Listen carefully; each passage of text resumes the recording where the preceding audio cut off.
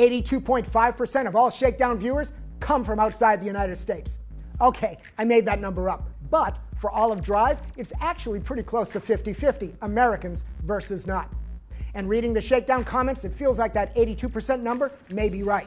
We get good reaction to our coverage of F1, Le Mans, and World Rally Championship, which is why today we will have Rally Sweden WRC results.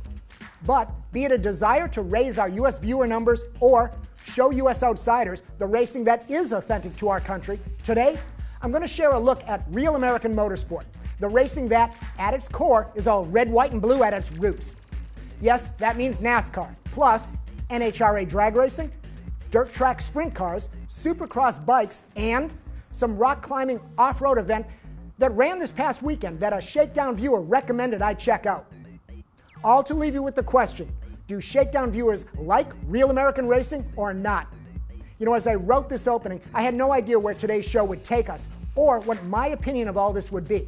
So let's take the journey together. And here's all I ask.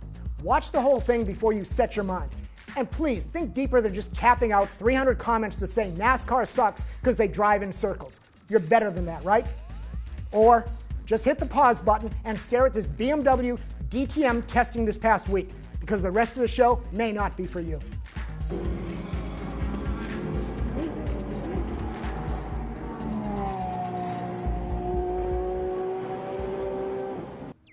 Why are we doing this look at real American racing? Well, if we're going to showcase racing on Shakedown, we should take an open-minded look at it all. So I want to know if you want to see more coverage of these type of series. Second, this past weekend and the next two have us deep into the most American of motorsport, the start of the NASCAR racing season and the Daytona 500. And this past week was the start of that other American racing phenomenon, NHRA drag racing. And viewer R.D. Moore commented about the King of the Hammers. It's a race that's in California desert and in the rocks, which seemed like an American offset to WRC in the Sweden snow. Which is where we will start. Jari-Matti Latvala, did I say it correctly this time? Got Ford and himself into the 2012 WRC fight with his win in Sweden. The strategy? Hard driving, fighting off a late in the rally tire puncture, and an early in the rally Sebastian Loeb error got Latvala P1. Ford also took positions 3, 4, and 5. Jari's teammate Solberg had P3, but slipped off the podium when he suffered a puncture on the same rock that slowed Latvala. And that's Petter Solberg, not Peter. So at least I didn't repeat the mistake twice like the Ford team did.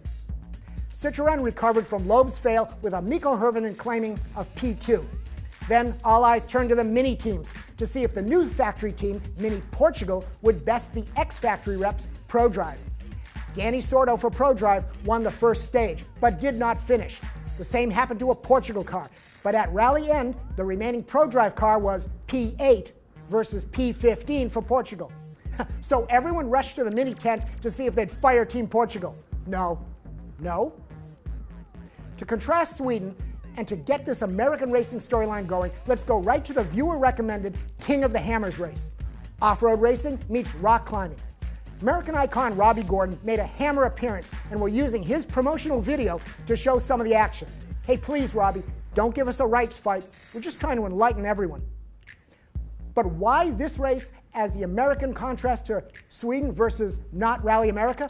Well, because Rally America is the U.S. translation of European rallying. The same way ALMS is not on the list, it's the U.S. translation of Le Mans racing. By the way, David Higgins won the opening January 28th Snowdrift Rally, and the rally in the 100-acre woods is February 24 and 25th in Rally America. This Hammers race is American at its core. Its vehicles, its style, and because of the American terrain it uses. Supercross in stadiums is an America thing too, as is World of Outlaws and dirt track racing. Are we getting a vibe as to what's defining American racing? And then there is drag racing, which I once called America's version of drifting before there was drifting. You know, the rebel thing. NHRA kicked off 2012 with the Winter Nationals meet in Pomona, California. Once again, an American vibe. This time, big horsepower, big noise, common guy sports action. But clearly, talent and technique, technically and as to the driving. Big bang, straight line, and extreme-looking cars from Top Fuel to Funny Car to Pro Stock. Here's an info tidbit. The big cars generate 1,000 pounds of downforce just from the exhaust blast. And now to NASCAR. This week will be Daytona practice. This Saturday will be the start of racing with the Bud Shootout entertainment-only event. The Daytona 500 is February 26. NASCAR is American racing. Besides its size and popularity, NASCAR probably has more U.S.-built race cars than any other U.S.-built race cars in all the other series in America. And admit it, you know there is skill to building and setting up these cars to race. Plus, accept the fact that the drivers have to have skills and talent to compete and drive the cars at the limit the way they do. So NASCAR is real racing.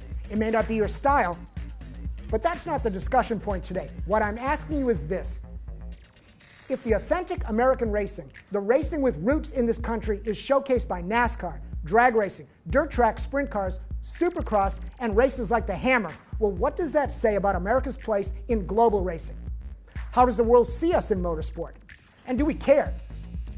It's like our football versus the global definition.